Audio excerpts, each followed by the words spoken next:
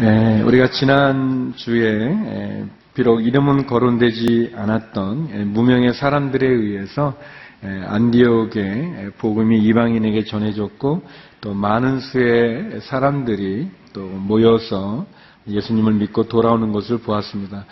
예루살렘 교회에는 바나바라고 하는 사람을 이 안디옥 교회에 또 파견해서 그들을 목회하게 했고 바나바를 통해서 또 많은 부흥이 일어나게 되었습니다.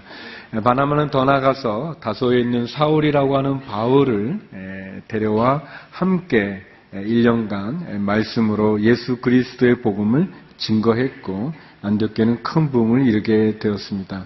그리고 우리가 아는 것처럼 그 안디옥교에서 비로소 예수님을 따르는 사람들, 그리스도를 믿는 사람들이라고 하는 그리스도인이라고 하는 크리스천이라는 이름을 얻게 되었습니다.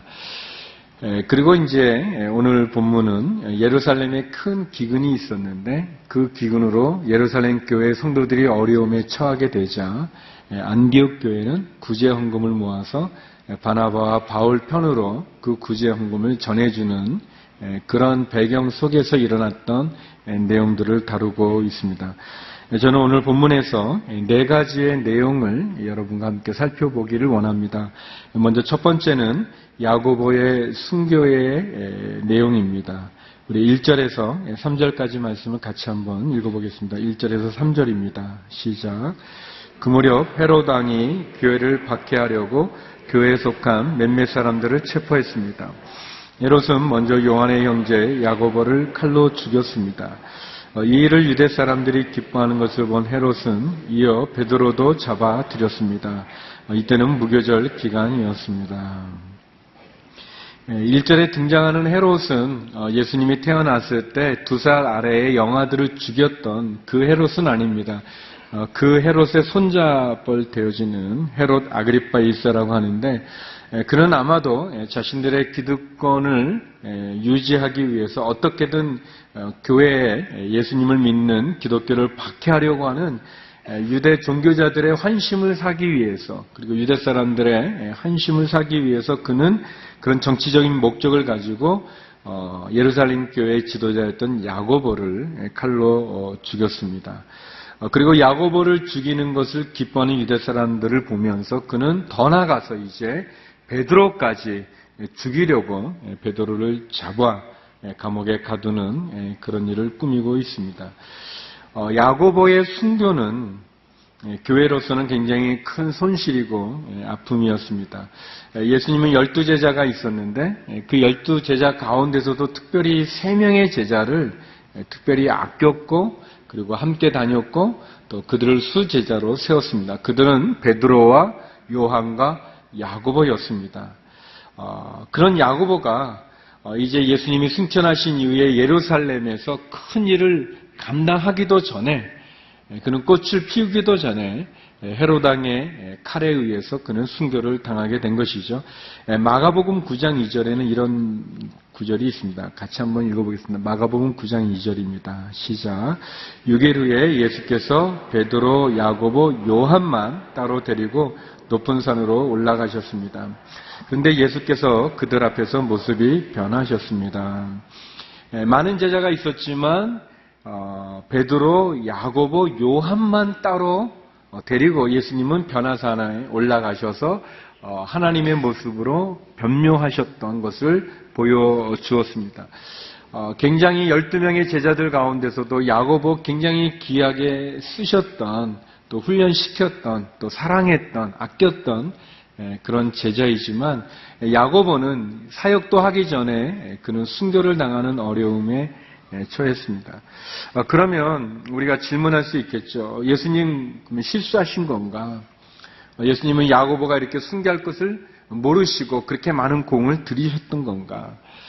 왜 예수님은 그 많은 제자들 가운데서도 수제자였던 야고보를 먼저 데려가셨는가?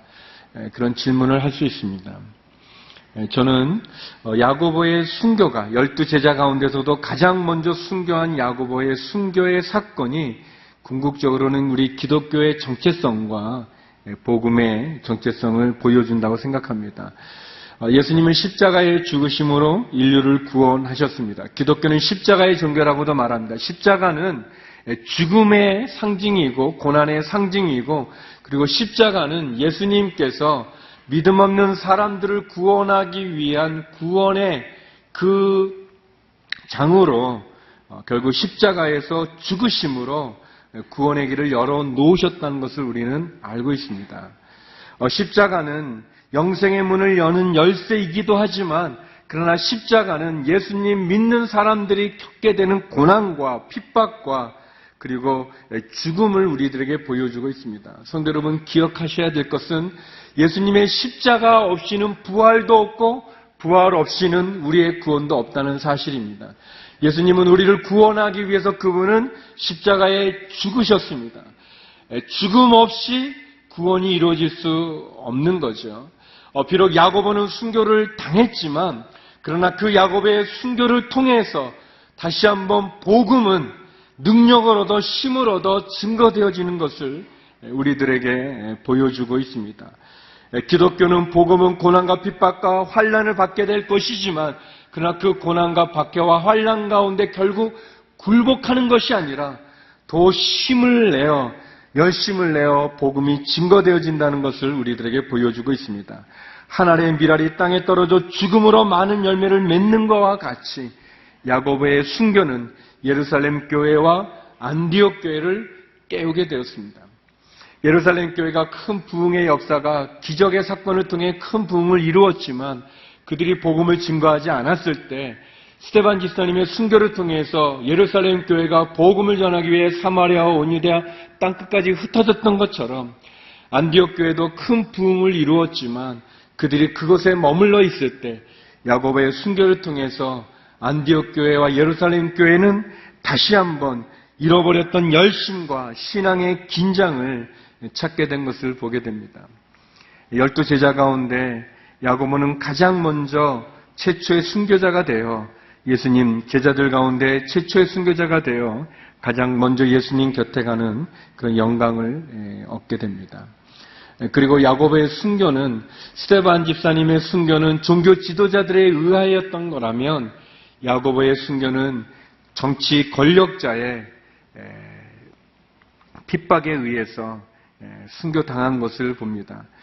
그래서 이제 교회는 종교 지도자들뿐 아니라 유대인들뿐만 아니라 종교적 핍박과 박해뿐만 아니라 정치적인 핍박과 박해를 받는 그런 어려움 속에 빠지지만, 그러나 성경은 우리들에게 교회는 더 살아나 주의 복음을 증거하고 있다는 사실을 보여주고 있습니다. 우리들 가운데, 성도 여러분 가운데 예수님을 믿는 것 때문에 어려움과 박해와 고난을 당하는 성도님들이 계십니까? 또 손해를 보는 그런 성도님들이 계십니까? 오늘 본문의 말씀과 같이 그런 핍박과 어려움과 고난 속에서도 더욱더 믿음을 강하게 하기를 주의 이름으로 축원합니다. 더 주님 앞에 굳건히 설 수 있기를 바랍니다. 두 번째, 오늘 본문은 우리들에게 베드로의 투옥이라는 사건을 보여주겠습니다. 베드로가 옥에 갇히는 사건입니다. 우리 4절에서 6절의 말씀 같이 한번 읽겠습니다. 함께 읽겠습니다. 시작. 그는 베드로를 잡아 감옥에 가두고 군인들을 4명씩 한 조를 지어서 4조가 지키도록 했습니다. 헤롯은 유월절이 지나면 그를 백성들 앞에 끌어내 공개적으로 재판할 생각이었습니다. 이렇게 베드로는 감옥에 갇혔고 교회는 그를 위해 하나님께 간절히 기도했습니다. 헤롯이 베드로를 재판장으로 끌어내려고 하던 전날 밤, 베드로는 2개의 쇠사슬에 묻힌 채 2명의 군인들 사이에서 잠들어 있었고 경비병들이 감옥문을 지키고 서 있었습니다. 야고보의 죽음으로 유대인들이 기뻐하는 것을 본 헤롯은 이번에는 예루살렘 교회의 아주 중요한 지도자인 베드로까지 죽이려고 했습니다. 베드로는 사람들의 인기를 얻고자 그는 교회를 핍박했습니다. 헤롯은 자신의 정치적인 이런 조치를 통해서 결국 자신의 인기가 올라가고 자신의 권력을 더 든든히 공고히 하기를 원했습니다. 그는 하나님을 두려워하기보다 사람들의 입맛과 인기에 더 관심이 있었습니다. 그는 사람들이 쳐주는 박수와 인기와 또 사람들의 요구에 그는 타협하면서 결국 하나님을 대적하는 자리에 서게 됩니다. 이런 헤롯 결국 하나님의 심판을 나중에 받게 됩니다.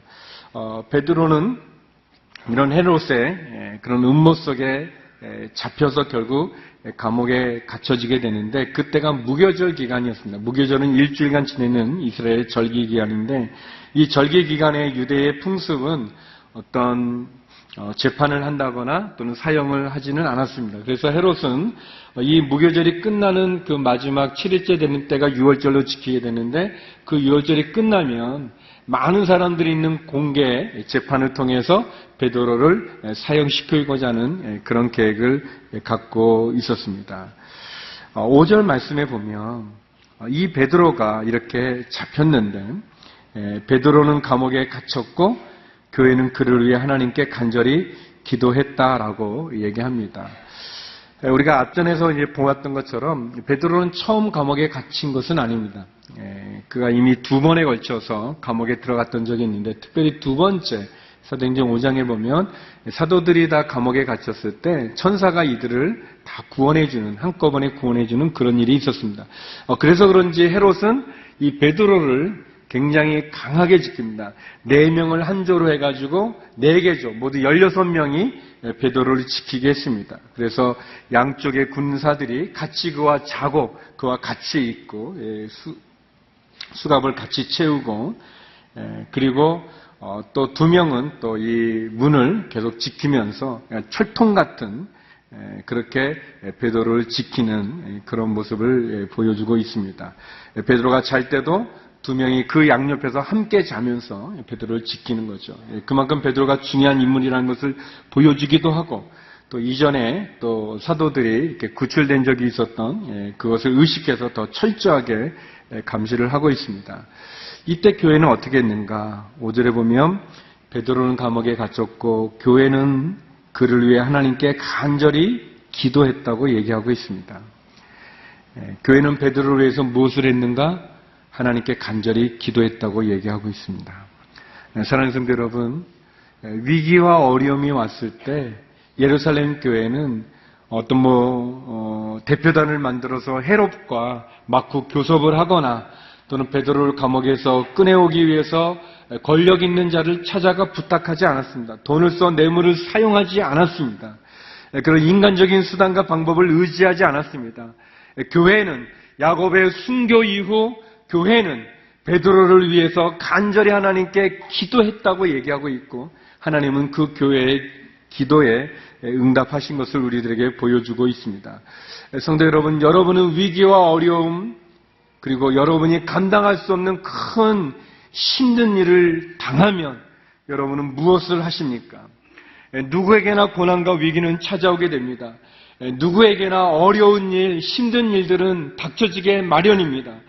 그럴 때 그 어려움, 위기 속에 여러분은 무엇을 하십니까? 억울하게 당하는 일들, 내심으로는 도저히 해결할 수 없는 문제 앞에 무기력하게 손을 놓아야 되는 그때 여러분은 무엇을 하십니까? 걱정과 근심과 염려에 눌려 절망의 하루하루를 보내십니까?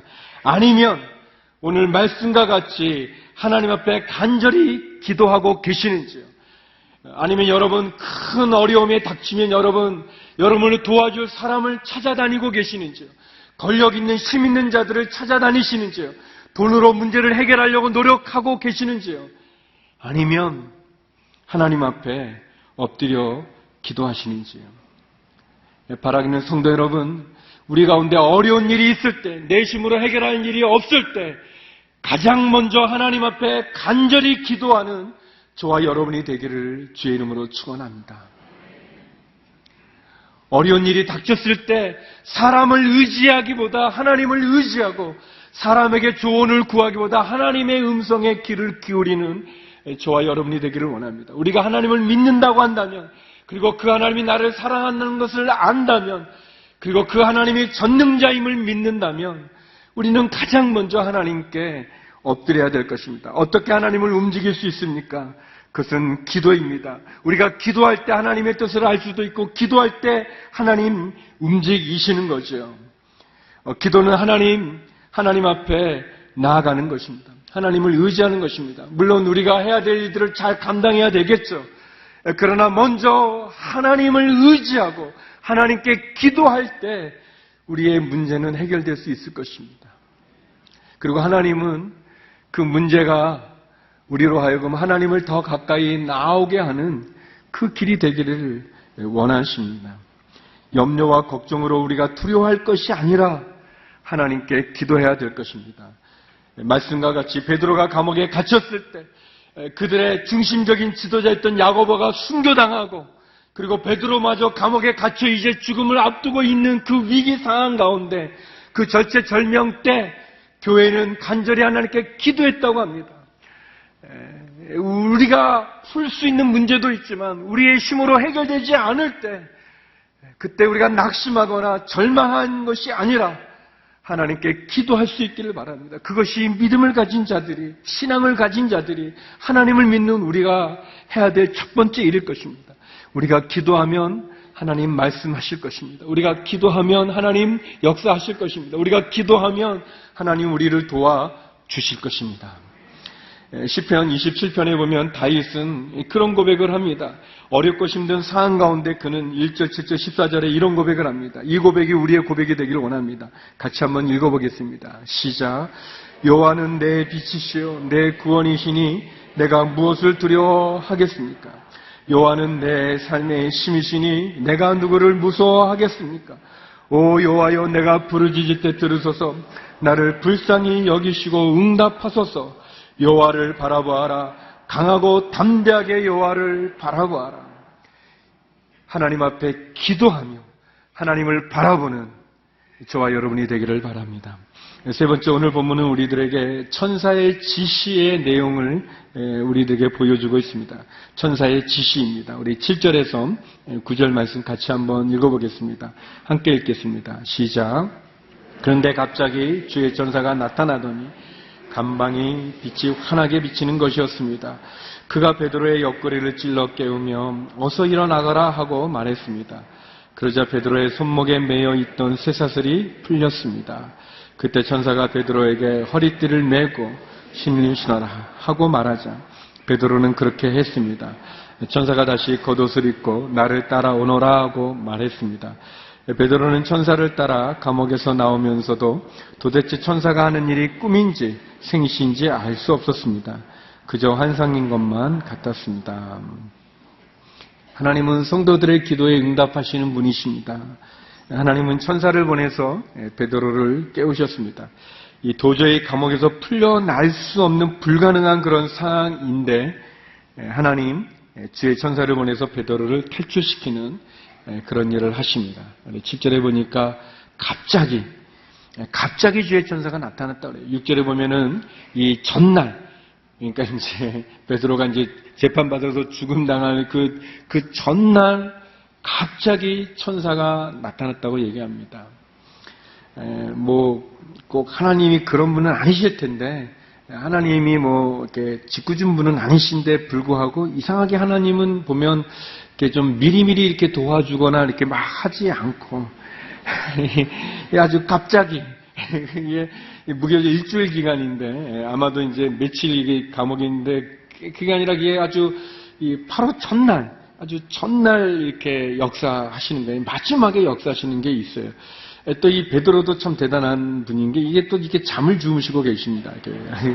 자기 내일이면 죽을 텐데 이게 잠이 옵니까? 그런데 이제 아주 잠도 자서 이 천사가 나타나가지고 옆구리를 쳐서 깨게 깨웠다는 거예요. 이게 베드로도 믿음이 대단한 거죠. 하나님을 믿는 믿음이 있는 겁니다. 이게 하나님은 우리가 그분을 온전히 믿기를 원하시는 것 같아요. 끝까지 그분을 놓지 않고 믿기를 원하시는 것 같아요. 성도 여러분, 우리가 마지막까지 하나님을 끝까지 믿는 그 믿음의 자리에 쓸 수 있기를 주 이름으로 축원합니다. 우리가 그 여리고성도 그러잖아요. 여호수아서에 보면 여리고성을 이렇게 하루에 한 바퀴씩 이렇게 6일 동안 돌고 마지막 7일째 되는 날 7바퀴 돌고 큰 함성을 지르라고 이렇게 얘기하잖아요. 그럼 이제 이스라엘 백성들이 이제 첫째 날 이렇게 한 바퀴 싹 돌면 성에 이제 금이 간다든지, 그러면 둘째 날 한번 돌면 이제 그 금이 점점 이렇게 균열이 더 커지고, 셋째 날에는 저 위에 있는 그 벽돌 같은 게 이렇게 떨어지고 그러면 그 돌면서 얼마나 신이 납니까? 얼마나 기분이 좋습니까? 얼마나 믿음의 확신이 있겠어요? 근데 그런 내용이 별로 없어요. 이게 끝까지 하나님을 믿는지를 하나님은 보시는 것 같아요. 성도 여러분, 때는 하나님이 정하시는 겁니다. 때는 하나님이 정하시고 방법도 하나님이 정하시는 것입니다. 우리는 그분을 믿는 게 중요합니다.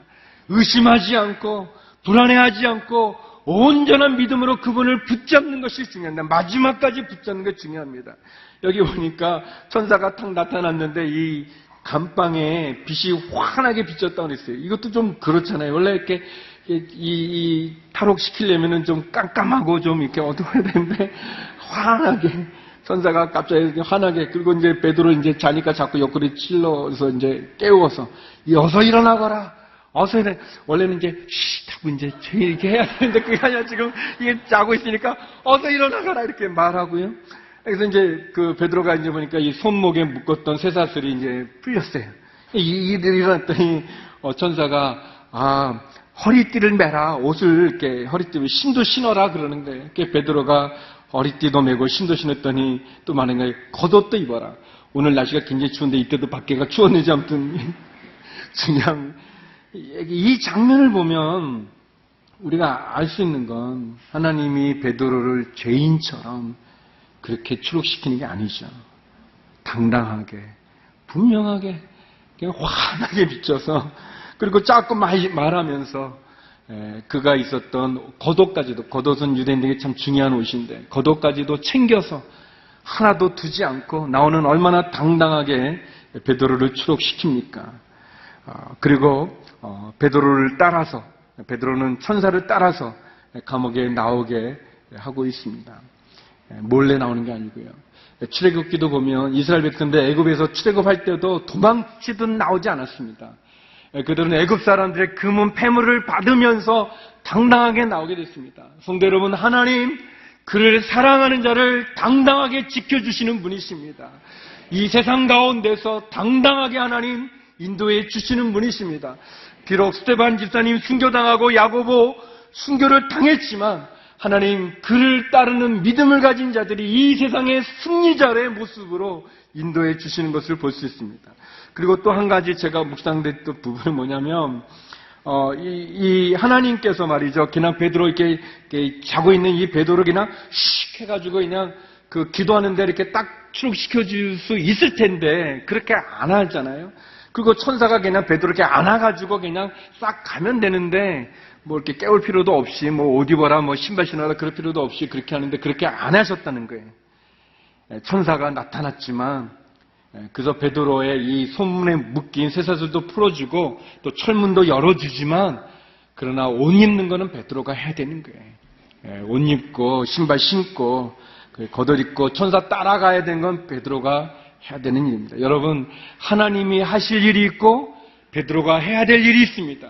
우리는 종종 하나님이 하실 일을 우리가 하겠다고 하는 그런 교만한 모습을 보이거나 아니면 신앙의 이름으로 내가 감당해야 될 일을 하지 않는 그런 게으름과 무기력을 정당하려는 그런 잘못을, 유혹을 우리는 피해야 될 것입니다. 베드로가 해야 될 일은 베드로가 해야 됩니다. 일부 예배 때 이 설교를 했더니 어떤 장로님이 인사하면서 제가 할 일은 제가 앞으로 하겠습니다 그렇게 얘기하고 계셨는데 꼭 그러라는 건 아니라 여러분 기억하십시오. 하나님에게 맡겨야 될 일은 하나님께 맡기십시오. 우리가 하나님은 아니잖아요. 하나님께 맡길 일은 하나님께 맡기는 거예요. 그것은 우리가 하나님 앞에 엎드려 간절히 기도하는 거죠. 그리고 우리가 해야 될 일은 우리가 해야 되는 겁니다. 하나님 말씀하시면 그 말씀에 순종하는 것, 그것이 우리에게 필요합니다. 마지막 네 번째는 베드로의 고백을 우리가 볼 수 있습니다. 베드로의 고백입니다. 우리 10절에서 12절 말씀 같이 한번 읽어보겠습니다. 함께 읽겠습니다. 시작. 그들은 첫 번째 경비병들과 두 번째 경비병들을 지나서 성으로 통하는 철문에 이르렀습니다. 그 문이 저절로 열려 그들은 바깥으로 나왔습니다. 거리를 하나 지나자 갑자기 천사가 떠나갔습니다. 그제야 비로소 베드로는 정신이 들어 이제야 분명히 알겠다. 주께서 천사를 보내 헤롯의 소나기와 유대 사람의 모든 길에서 나를 구해 주셨다고 말했습니다. 이 사실을 깨달은 후 그는 마가라고도 하는 요한의 어머니 마리아의 집으로 갔습니다. 많은 사람들이 그곳에 모여 기도하고 있었습니다. 천사와 함께 베드로는 성으로 통하는 철문에 이르렀을 때 첫 번째 문도 저절로 열려지고 두 번째 문도 저절로 열려져서 베드로는 바깥으로 나오게 되었습니다. 그리고 거리가 하나 지나, 그러니까 안전한 곳에 이르렀을 때 천사는 또 갑자기 떠나갔습니다. 그리고 베드로는 정신이 들었습니다. 그리고 그는 고백합니다. 이제야 내가 알겠다. 하나님께서 나를 도우셨구나. 하나님이 헤롯의 소나기에서, 그리고 유대 사람들의 그런 기대에서 나를 건져주셨구나, 도와주셨구나라는 고백을 하게 됩니다. 그리고 베드로는 기도하는 교인들의 모인 그 장소에 가서 하나님이 자기를 구해주신 그 내용을 그는 간증하게 되죠. 사랑하는 성도 여러분, 우리가 기도할 때 하나님은 천사를 보내서 우리를 도와주십니다. 하나님은 우리의 기도에 응답하시는 분이시고 우리를 도와주시는 분이십니다. 그러나 천사가 우리에게 늘 있는 것은 아닙니다. 천사는 자기의 일을 마치면 그는 다시 하나님께로 돌아가게 되어져 있죠. 우리는 하나님 우리를 도우시는, 우리를 향한 하나님의 계획과 목적을 알아야 될 것입니다. 만약 하나님이 나를 도와주셨다면 하나님의 뜻이 있지 않겠습니까? 베드로가 깨달았던 것처럼 말이죠. 기적의 가정 가운데 내가 해야 될 일, 그 일은 내가 감당해야 될 것입니다. 여러분, 우리가 어려우면 하나님께 기도할 수 있는 것이, 그리고 그 기도하면 하나님은 천사를 보내서 우리를 도와주실 것입니다. 도와주실 뿐만 아니라 그 일을 통해서 우리는 깨닫게 되고 알게 되어지는 거예요.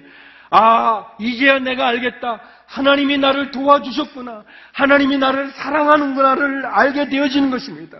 여러분, 하나님에게는 문제가 크고 작은 것이 중요하지 않습니다. 두 번째 베드로가 갇혔을 때, 사도가 갇혔을 때는 사도들이 쉽게 그를 데려왔지만, 세 번째 갇혔을 때는 로마 군병이 양옆을 지키고 있고 수갑을 채워서 쇠사슬로 그를 묶어 있지만, 꽁꽁 또 4명이 사교대로 그를 감시하고 있지만 하나님에게는 그게 문제되지 않았습니다.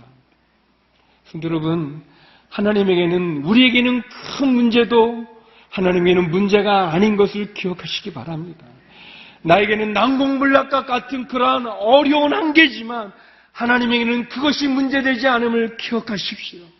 그 하나님께 기도하시고 그 하나님의 도움을 통하여 예수 그리스도가 나를 사랑하시는 분이신 것을, 내가 기도하면 하나님 응답하시는 것을 고백할 수 있기를 원합니다. 천사는 잠자고 있는 베드로를 깨웠습니다. 어서 일어나거라. 어서 일어나거라. 사랑하는 성도 여러분, 상황에 눌려서 쓰러져 계십니까?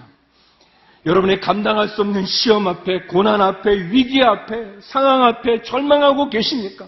어서 일어나거라. 어서 일어나거라. 그렇게 주님이 말씀하고 계십니다.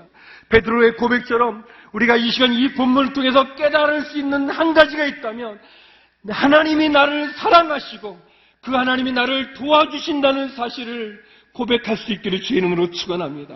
어서 일어나거라라고 주님이 말씀하십니다. 사도행전에 보면 나면서부터 안진뱅이가 일어난 기적이 2번 일어나게 됩니다. 사도행전 3장에 베드로를 통해서 이루셨던 하나님, 사도행전 14장에 보면 바울이 루스드라에서 나면서부터 안진뱅이에게 그가 말을 합니다. 그래서 그를 일으켜 세웁니다. 사도행전 14장 10절 말씀인데요. 우리 같이 한번 읽어보겠습니다. 함께 읽겠습니다. 시작.